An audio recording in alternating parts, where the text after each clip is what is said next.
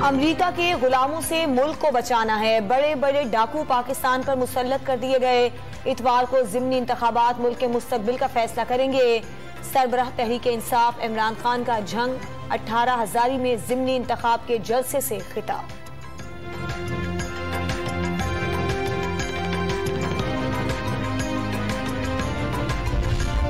Anti corruption Punjab ने साबिक विफाकी वजीर दाखिला शेख रशीद को तलब कर लिया। सरबराह अवामी लीग पर करोड़ों रुपए के मुबैना गबन का इल्जाम आयद किया गया। शेख रशीद का एंटी करप्शन में पेश होने का ऐलान। मुकदमात और तलबियों को सियासी दबाव डालने की कोशिश करार दे दिया।